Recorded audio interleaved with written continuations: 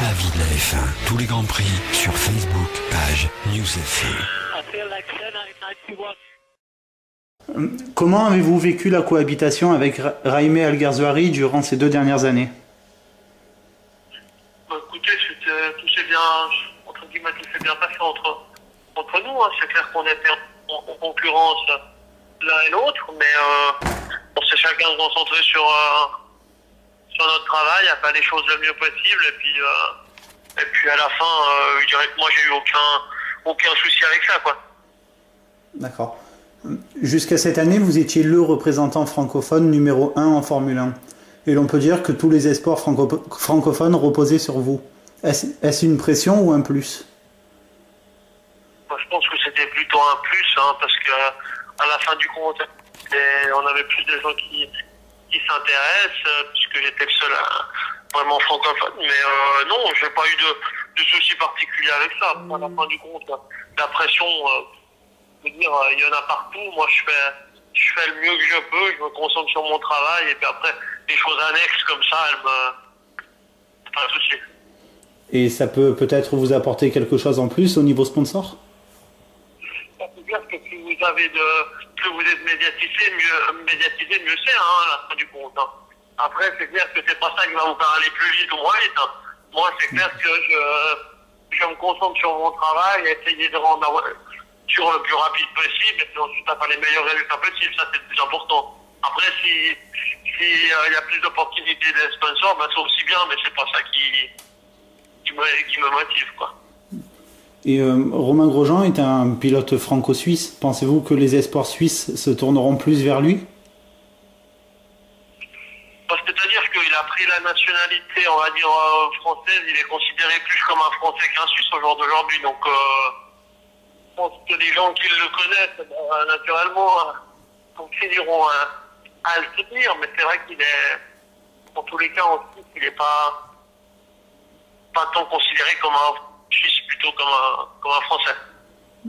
Et bien qu'une indépendance technologique soit évidente entre les 2 équipes sœurs Red Bull et Toro Rosso, les 2 équipes ont-elles un lien toujours étroit? Bah, écoutez, depuis 2009 maintenant, ou plutôt on va dire 2010, où Toro Rosso a dû fabriquer sa propre voiture, il n'y a plus de contact entre les 2 écuries. Donc le seul contact qu'il y a, c'est vraiment le fait que lui est détenu par le même propriétaire, M. Mathieu, qu'on a bien entendu plus ou moins la même couleur de voiture. Mais à part ça, il n'y a plus grand chose qui s'échange. Hein. Oui. Et pour l'endurance, comment êtes-vous venu à être pilote Toyota? Je dirais que je connaissais bien Vassion depuis ma période chez Toro Rosso en Formule 1, et puis qu'on a toujours une bonne relation, que moi j'essayais de me faire un programme qui me permettait quand même de faire des courses, parce que c'est vrai qu'à la fin du compte, moi je suis un pilote de course et c'est ça qui m'intéresse, au-delà du fait d'être 3e pilote, et c'était vraiment une super bonne opportunité pour moi de pouvoir, on va dire, de pouvoir faire quelques courses à côté du fait que j'allais aller sur tous les grands prix en tant que 3e pilote.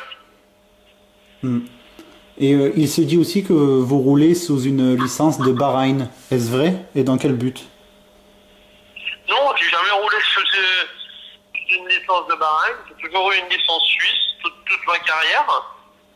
Seulement, j'ai été résident à Bahreïn pendant une année, en 2008. Donc, maintenant, je suis résident à Monaco depuis 2009. Ça fait 3 ans. C'est tout, quoi. Il n'y a pas d'autre chose.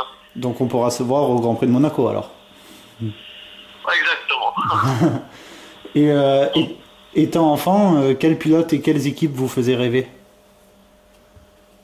Je pense que tous les pilotes de mon âge, ils ont vécu la domination Schumacher, et que c'est clair que Ferrari avec Schumacher, c'était la meilleure équipe, ou en tous les cas celle qui faisait rêver. Oui, c'est sûr. Et quel est votre pronostic pour cette nouvelle saison de Formule 1? Red Bull, McLaren, peut-être Lotus? Je pense que Red Bull a un petit peu l'avantage. Je m'attends pas à de grosses différences par rapport à l'année passée, mais peut-être un petit avantage à Red Bull pour le moment.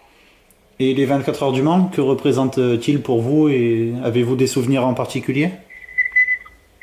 C'est vrai que j'ai regardé beaucoup d'éditions des 24 heures du Mans et puis que je suis très fier de pouvoir y participer.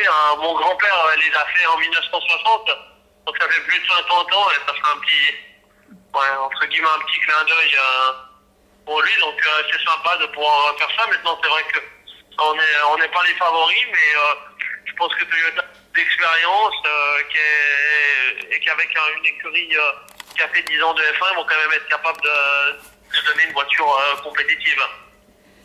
Oui. Et Toyota revient justement au Mans après un succès assez mitigé vers la fin des années 90 avec la fameuse GT1. Qu'en pensez-vous? Je pense que maintenant, c'est vrai que l'écurie a énormément évolué depuis ces jours-là, puisqu'ils ont fait de la F1 pendant 10 ans. Maintenant, revenir là, c'est quelque chose de, pour moi, très spécial, parce que je serai dans un environnement très très proche de la Formule 1. Donc, je pense que ça risque d'être très positif. Espérons qu'on arrive à bien faire évoluer la voiture jusque-là et qu'on fasse un bon résultat. Et ma dernière question, qu'avez-vous en tête pour 2013? Redevenir pilote de Formule 1 ou peut-être rester en endurance? Pilote de Formule 1 à plein temps, ça serait le but. Maintenant, il faudra voir ce que ça donne. Il faudra voir ce que ça donne. Il va falloir voir les possibilités qui se présentent. Et puis, depuis là, on verra bien. En tout cas, je vais travailler dur pour pouvoir retourner en Formule 1 en 2013, ça c'est clair. Toute la vie de la F1, tous les grands prix sur Facebook, page News FM.